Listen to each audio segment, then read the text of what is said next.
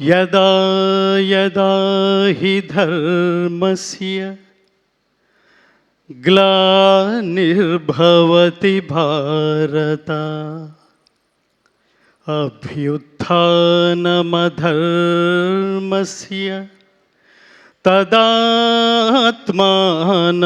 సృజామ్యహం పరిత్రాణాయ సాధూనాం వినాశాయ చ దుష్కృతాం ధర్మ సంస్థాపనార్థాయ సంభవామి యుగే యుగే.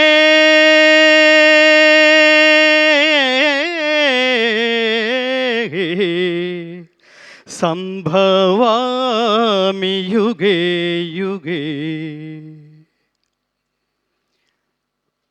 ఏ కాలమున ధర్మమునకు హాని కలుగునో అధర్మము వృద్ధి నొందునో ఆయా సమయముల యందు దుష్ట శిక్షణ శిష్ట రక్షణ ధర్మ సంరక్షణముల కొరకు ప్రతి యుగమున అవతారము దాల్చుచుందును.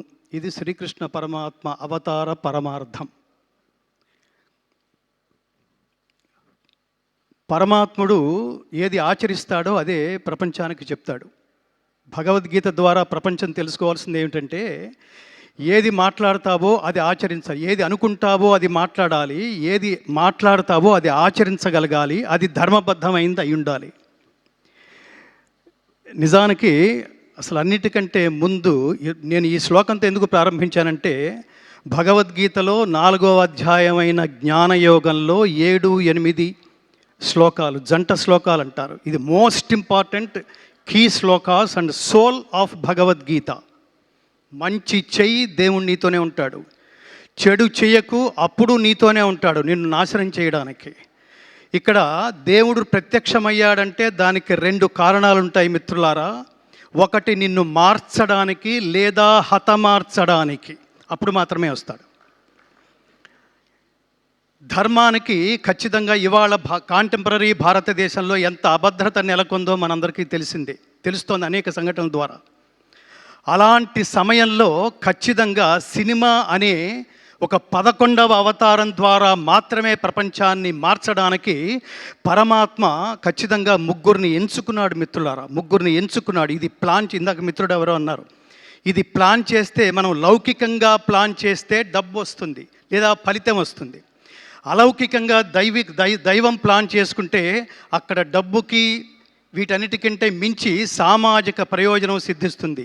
ఇన్ని సంవత్సరాల సినిమా ఇండస్ట్రీలో ప్రతి ఒక్క ప్రేక్షకుడు చూసి గర్వపడి తరించాము అనే శబ్దంతో బయటకు వచ్చిన రేరెస్ట్ సినిమా అఖండ 2.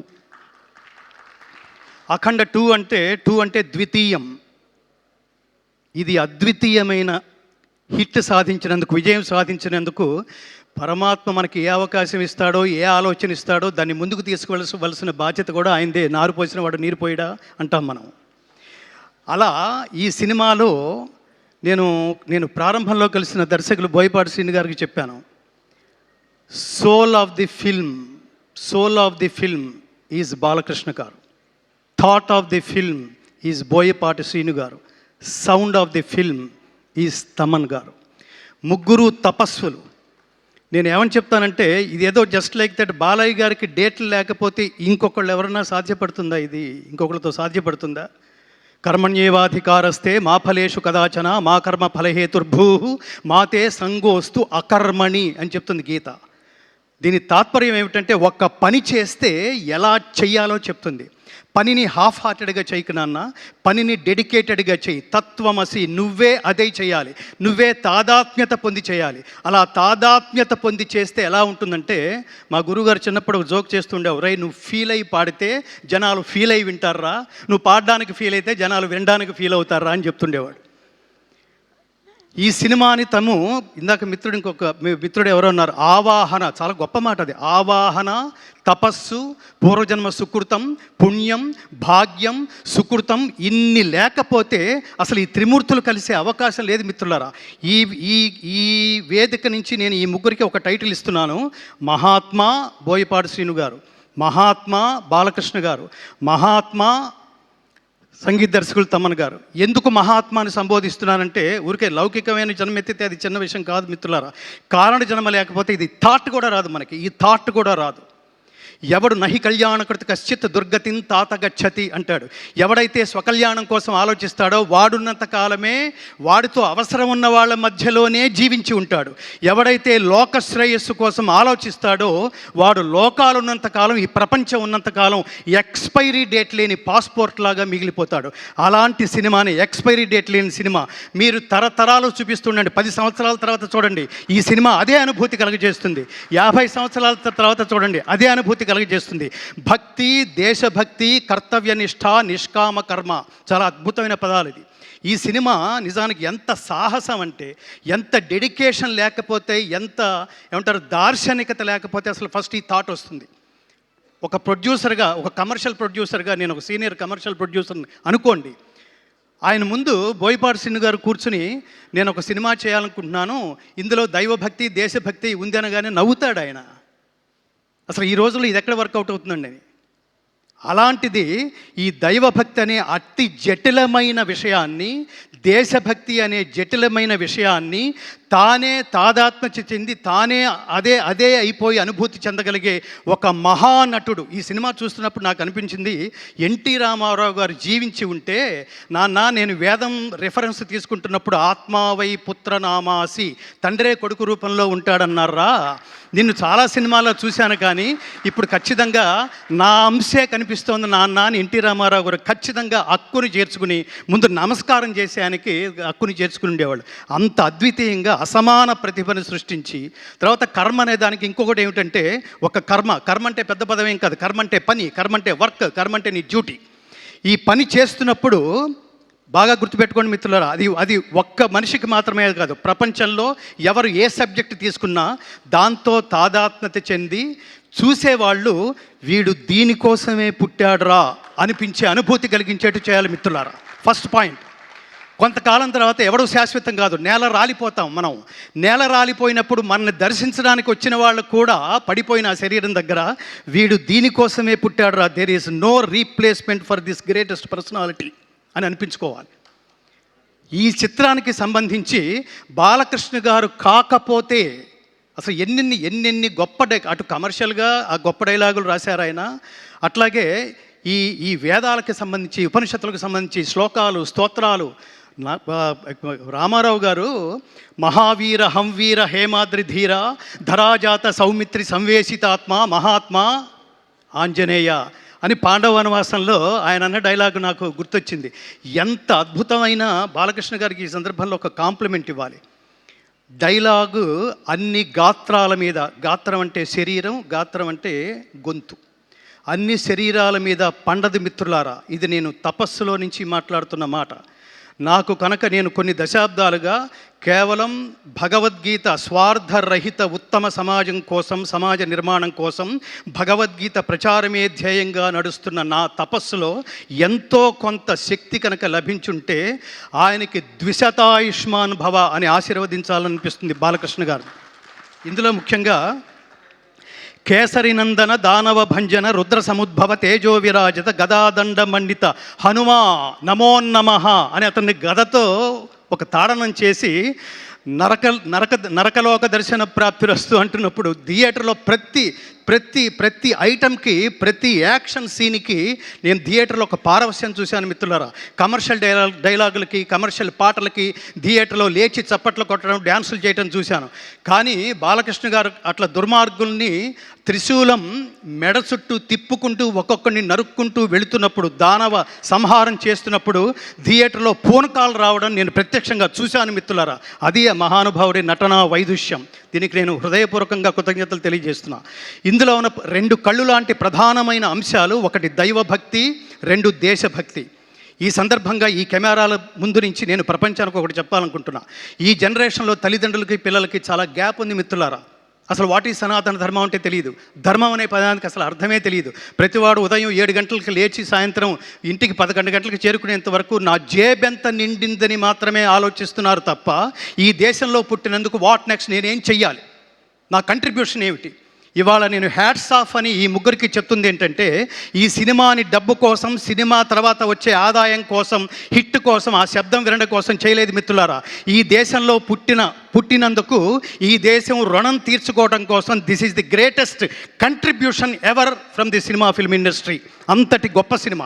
ఈ గొప్ప సినిమాని నేను ఈ వేదిక నుంచి ప్రజాబాహుళ్యానికి, ఆల్రెడీ థియేటర్కి వెళ్ళిన వాళ్ళందరూ వాళ్ళు అత్యద్భుతంగా ఒక గొప్ప అనుభూతితో, నిజానికి నాతో పాటు నాకు ఆ రోజు బోయపాటి శ్రీను గారు పిలిచి, మీరు ఎంతమందిని అయినా తీసుకురండి గురువు గారు అంటే, నేను 15 మందిని తీసుకెళ్ళా. ఈ 15 మందిలో రకరకాల వాళ్ళు ఉన్నారు. నా జర్నలిస్ట్ బుద్ధితో ఆ 15 మందిని తీసుకెళ్ళా. ఇందులో ఆర్టిస్టులు ఉన్నారు, ఇందులో డ్రైవర్స్ ఉన్నారు, ఇందులో నా భార్య ఉంది, డాక్టర్స్ ఉన్నారు. సినిమా అంతా అయిపోయిన తర్వాత ఈ అనుభూతి నా ఒక్కడిదేనా, వీళ్ళది కూడానా, వీళ్ళేం చెప్తారు అని అడిగినప్పుడు, అందులో ఒక ఆర్టిస్ట్ సీతాకాంత్ ఇక్కడ ఎక్కడనే ఉన్నారు, నిలబడండి స్వామి, is a great artist from film industry. అతను సినిమా చూస్తూ ఇది విమర్శనాత్మకంగా చూస్తున్నాడు, ఎక్కడ కనెక్ట్ కాగలనా అని. సినిమా మొత్తం మీద కొన్ని వందల సార్లు లేచి నేను ఒక్కడిని చప్పట్లు కొడితే బాగుండదేమో అనుకోవట్లేదు. అతను కొన్ని వందల సార్లు చప్పట్లు కొడుతూనే ఉన్నాడు. ఎమోషన్ అది.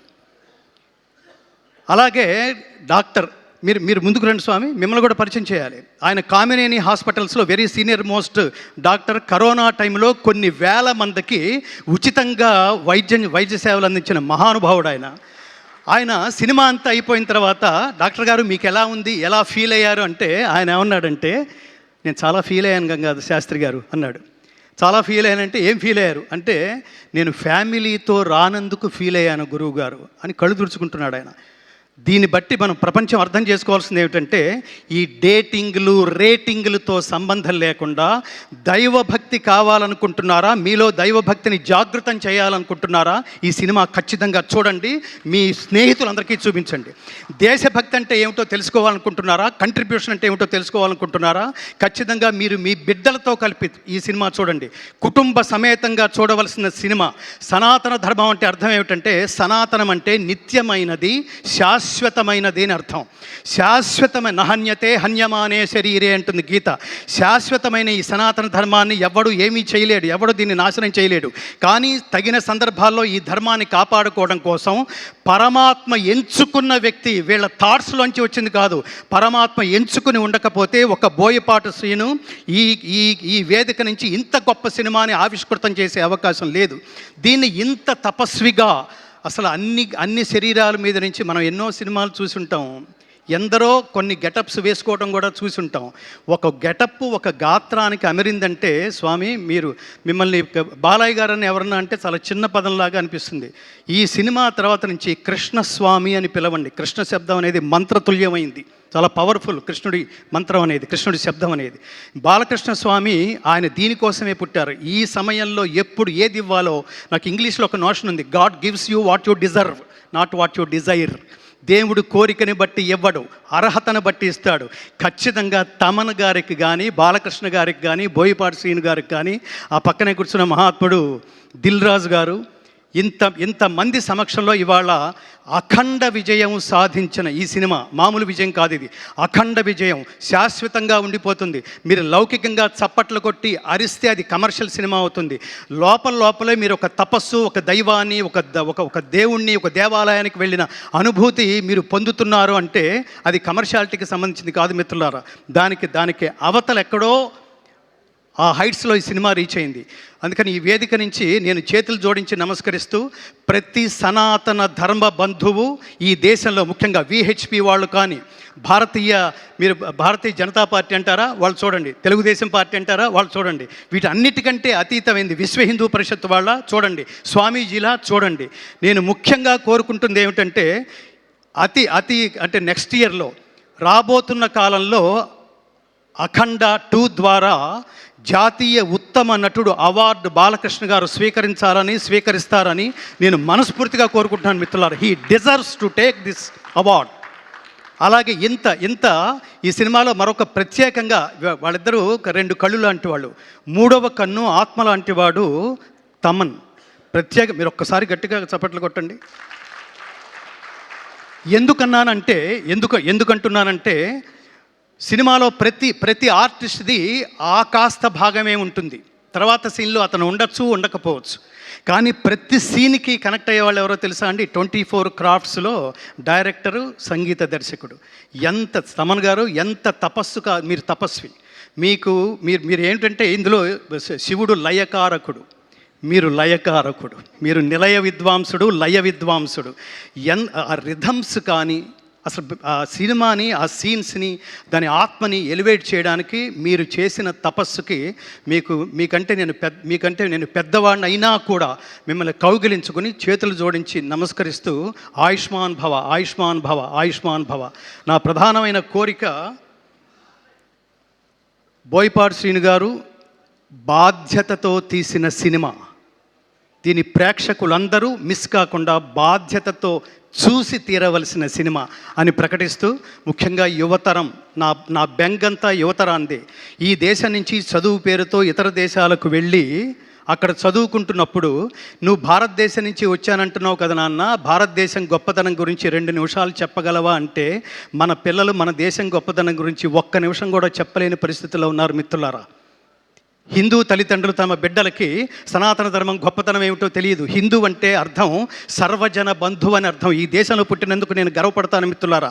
ఎవరిలోనైనా కలిసిపోగలిగేది, ఎవరినైనా తనలో కలుపుకోగలిగేది ఒక్క హిందువు మాత్రమే, ఒక్క భారతీయుడు మాత్రమే. ఇది ఖచ్చితంగా తెలియాలి. ఇది తెలియాలంటే భగవద్గీత నాకు ముఖ్యంగా ఇందులో ఆ 2 శ్లోకాలు చాలా కీలకమైన సన్నివేశం. అది నేను చూస్తున్నప్పుడు నేను థ్రిల్ అయ్యి, నేను కొన్ని శతాబ్దాల క్రితం ఈ దేశానికి వచ్చి ఈ దేశాన్ని స్టడీ చేస్తూ వేదాలని, ఉపనిషత్తుల్ని స్టడీ చేస్తున్న వాళ్ళకి, మ్యాక్స్ ముల్లర్ అనే ఆయనకి ఇతర దేశాల నుంచి, బ్రిటిషర్స్ నుంచి ఫోన్ వచ్చి నీ గురించి చాలా వింటున్నాం మేము, భారతీయుల్ని చెప్పు చేతల్లో పెట్టుకుని కాళ్ళ కింద వేసి తొక్కి వేయాల్సిన నువ్వు ఏమిటి, వేదాలు ఏమిటి, ఉపనిషత్తులు ఏంటి, భగవద్గీత ఏంటి, ఇవన్నీ స్టడీ చేస్తున్నావు ఏమిటి, మాకు తెలుస్తోంది ఇది అంటే, అతను ఏమన్నాడటంటే భారతదేశాన్ని దెబ్బ కొట్టాలంటే, మనం పూర్తిగా వశపరుచుకోవాలంటే వాళ్ళ మూలాల్లోకి వెళ్ళి, వాళ్ళ మార్గంలోకే వెళ్ళి, నేను బయట వాడిని కాదు, నేను మీ వాణ్ణే. శ్రేయాన్ స్వధర్మో విగుణ పరధర్మాత్ స్వనుష్ఠితాత్ స్వధర్మే నిధనం శ్రేయ పరధర్మో భయావహ. బాలకృష్ణ గారు చివరిలో చెప్పిన మాట ఇదే. స్వధర్మే నిధనం శ్రేయ పరధర్మో భయావహ. ఆకర్షణీయముగా అనుష్ఠింపబడిన పరధర్మము కన్నా గుణము లేనిదైనను స్వధర్మమే మేలు. అట్టి స్వధర్మాచరణమున మరణము సంభవించినను మేలే. నేను దేహం కోసం కాదు, దేశం కోసం అని నిలబడ్డ అఖండ క్యారెక్టరు జస్ట్ సినిమాతోనే ఎలా ముగిసిపోతుందండి. అఖండమైన విజయంతో పాటు అఖండమైన కీర్తిని కూడా సంపాదించి పెట్టదు, అందులో డౌటే లేదు. నమే భక్త ప్రణశ్యతి, నా భక్తుడికి ఎన్నటికీ నాశనం లేదు అని చెప్తాడు కృష్ణ పరమాత్మ. అట్లా అతను ఆ మ్యాక్స్ ముల్లర్ అంటున్నప్పుడు ఆ లోతులకు వెళ్ళి నేను స్టడీ చేస్తున్నాను. ఇప్పుడు నేను భారతీయుల్లో కలిసిపోయాను. నేను కూడా సంస్కృతం మాట్లాడడం కారణంగా అందరూ నన్ను తమవాడే అనుకుంటున్నారు. నిదానంగా దాన్ని ఏ టైంలో నరుక్కు రావాలో ఆ టైంలో నరుక్కొస్తానన్నారండి చాలామంది దుర్మార్గులు. ఈ దేశానికి దుర్మార్గుల దుశ్చేష్టల వల్ల కలుగుతున్న నష్టం కంటే మేధావుల నిర్లిప్తత వల్ల కలుగుతున్న నష్టం ఎక్కువ.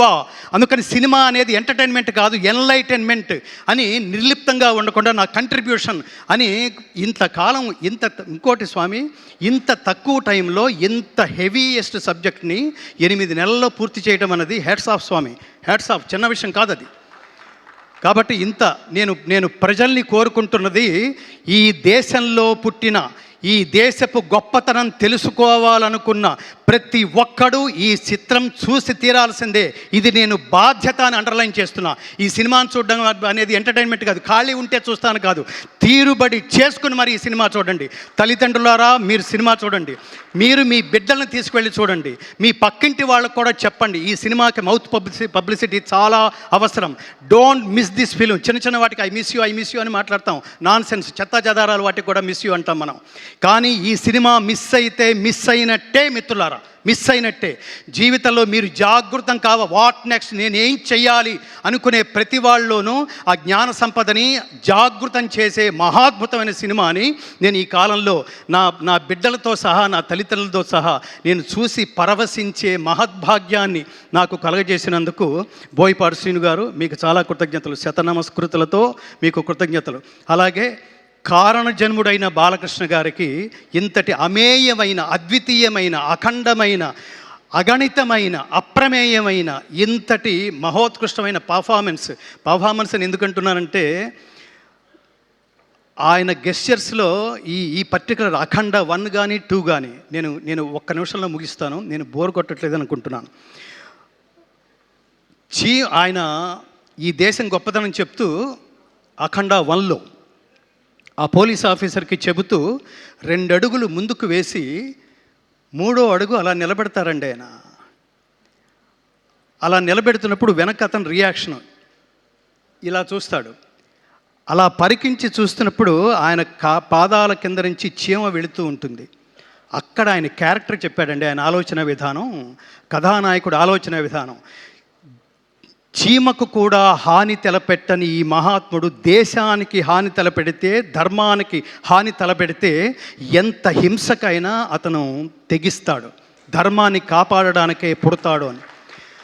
అలా అడుగు అలా పెట్టి చీమ దాటి వెళ్ళిపోయేంత వరకు ఆయన చూసిన లుక్ ఉంది చూడండి. కర్మ అంటే ఏమిటో తెలుసా అండి? ఒక పని ఒకడికి ఇస్తే అతను తప్ప ఇంకెవరూ చేయలేరు అనిపించుకునేట్లుగా ఆచరించటమే కర్మ అండి.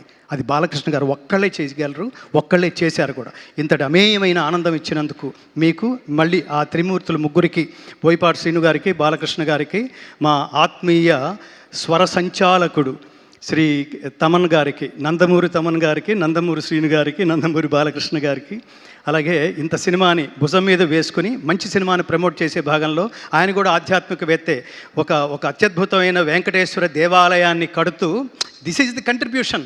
దేవాలయాలు జ్ఞాన కేంద్రాలు మిత్రులారా, జ్ఞాన కేంద్రాలు. ఊరికే దండం పెట్టుకుని హుడ్డీలో డబ్బు వేసి వెళ్ళిపోయేది కాదు. దేవాలయంలో దేవుడున్నాడు అనుకోవటం భక్తి, దేవుడు సర్వత్రా ఉన్నాడు అనుకోవటం జ్ఞానం.